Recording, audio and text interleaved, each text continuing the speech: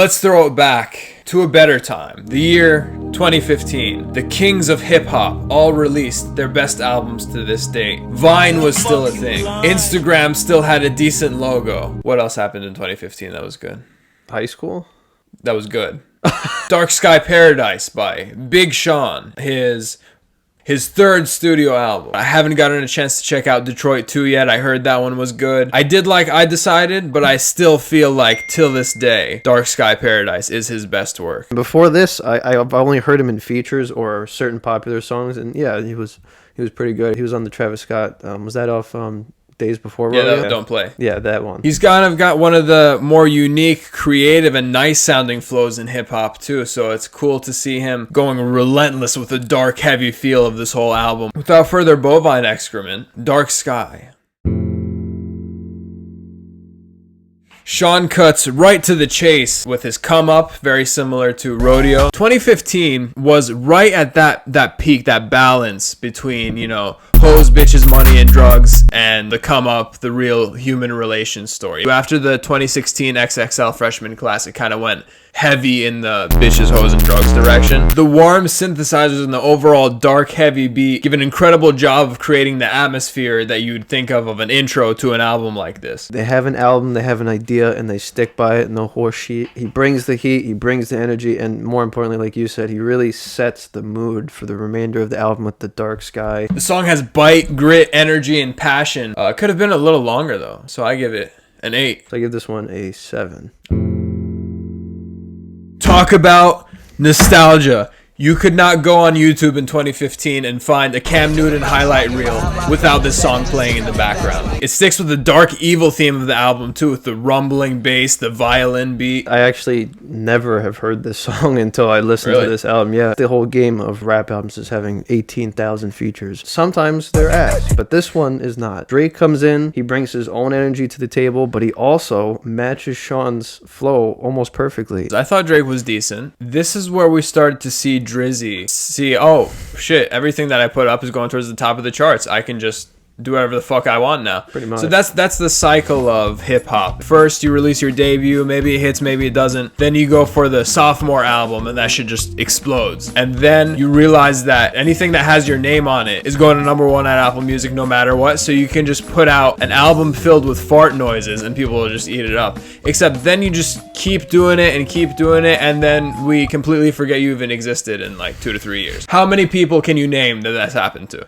Almost Let us know in the comments. Especially current time. This is 6 years ago with Drake. It sounds like he wakes up, drinks his coffee in his $10 billion mansion, and then he goes, all right. Oh my God, Scorpion. A lot of people can relate to the song when he talks about doing things for friends that really help him through hell, and he'll give them what they need, and it's just about having a blessed life. This was the soundtrack, walking class to class, sophomore year of high school. That was a shit-ass year, but I got through it with this song. So I give this one a 9. I give this one an 8. Shout out to the producers, one of them being our Lord and Savior Kanye, for turning How Much I Feel into a moody and evil song. This is Big Sean's album. Kanye grabs the microphone, runs across the stage at 80 miles an hour, and he takes the lead, which love or hate Kanye, which I can't tell nowadays. We love Kanye. You can't deny his raw energy that he brings to anything that he works on or produces. Kanye bringing the 808s and Heartbreak vibes, which we did a review of, which you should go watch. Throughout Kanye's career, he's always been able to inject his personality into his music much more than his peers. You hear him talking about how he's the next Steve Jobs, Disney, Michael Jackson. How many times have you heard him say that in interviews? A lot. Sean completes the trifecta of bars, rhythm, and energy for his verse. Even with the minimal beat, Sean and Ye carry this song to the finish line, quite the opposite of what we hear nowadays, where the beat is the entire song. I give this one a 7. 7, yeah. Here's your song. Here's your song, but I feel like there's gonna be some disagreements here. Yeah, I figured. It's not a bad song, it's just criminally overrated. I guess we'll start with the that you hear throughout the entire beginning, middle, and end of the song. The beat is definitely unique. It has like this kind of cool disco feel to it, especially over the verses. The 80s synth bass is something you hear a lot in hip hop too. The issues begin with the brilliant lyricism. The kind of weird offbeat rapping by E40 wasn't a highlight for me either. It was cool though to have a nice mix of old school and new school though. I can definitely agree. It definitely is overrated. And this was the first Big Sean song I ever heard. It's definitely like you're in high school and you maybe talk to like two girls and you think you're in a relationship with both of them and they don't like respond to your texts, and you listen to the song. It is kind of just solidified as one of those songs where you kind of laugh when you put it on. You're like, oh, I remember that song when I was, 14 or whatever. If you're in the mood, I think you can really sing along to the chorus a little bit. Solid, big hit, not in the regular rotation. 6. 7.5, just because of the historical standings. Chris Brown, I think, has the best voice in R&B. That's even with The Weeknd in there. The Weeknd's probably a sec. Chris Brown is not someone who needs vocal effects, but it was done really tastefully here with the vocoding at certain parts, and then they really let him breathe. Bringing him to a Big Sean song is a perfect pairing, as I feel like Big Sean also has one of the nicest voice tones in hip-hop. I've never been a huge fan of Chris Brown in the past. Never really listened to what he's done, but I will agree with you that whenever I do hear Only him... on the news.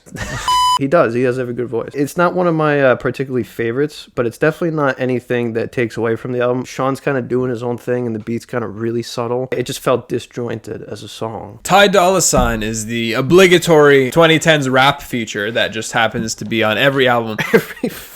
I don't know why. Legend has it he has his own solo material, but no one has ever heard it. He's just always on some album. Is he going to be on Utopia, you think? Oh, no doubt. Was he on Astroworld? I think he was. I have no idea. However, I feel like this combo kind of looks better on paper than it actually is. Everyone gets the job done, and there's nothing atrocious here. It's just that it's not going to stick around in your head for a while. So I give it a 6.5. That's what I gave it.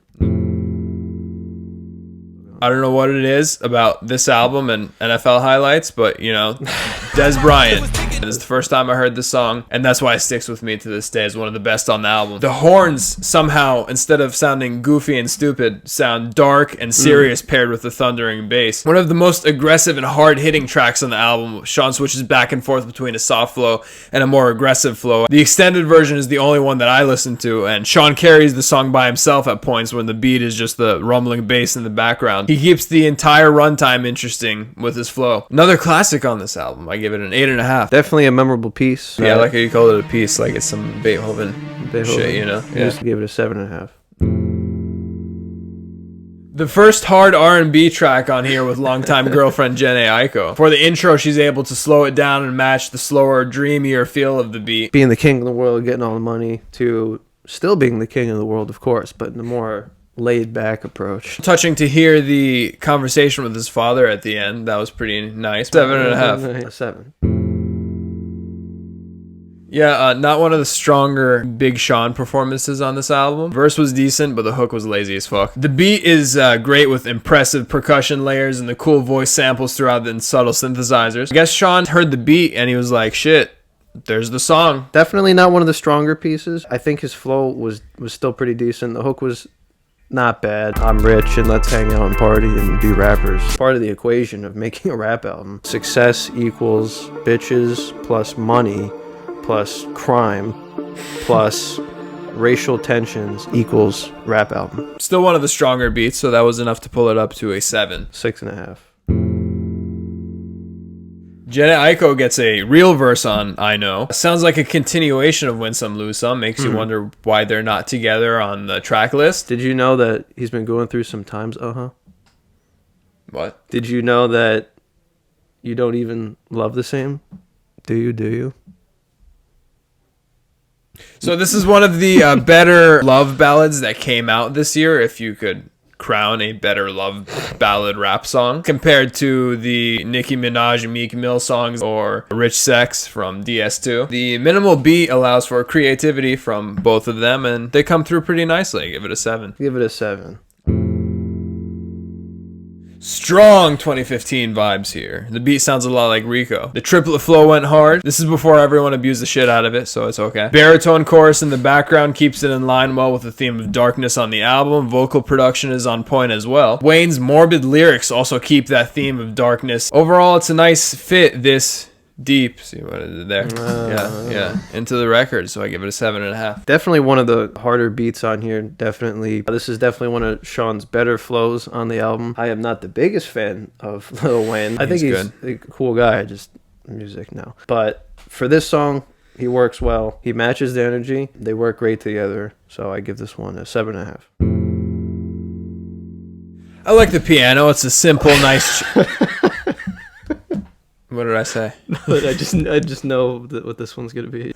Sorry, this is funny. We got the Joker here tonight. I like the piano. It's a nice change up from what we heard so far in the album. The lyrics are not necessarily groundbreaking for a song like this. As a matter of fact, at times they sound like they were auto-generated by the first AI machine. And I like how the only reason he wants to change the world is to fuck bitches. Definitely something I was very surprised to see on here. It probably lines up with the Paradise section of Dark Sky. Now that the storm's over, we get this. It is a stellar cast, but yeah, it's okay. The Jim Carrey line about the masks and that was, I'm sure Jim Carrey just like coughed out his lungs. And Big Sean is such a nice grandson. I'm sure he definitely didn't call his grandma to literally phone in a feature so that he can put it on here and say, Big Sean is such a nice grandson, and definitely calls her more than once every 3 years. Kanye shit's gold, and no one shall disparage Jesus, so everything he does here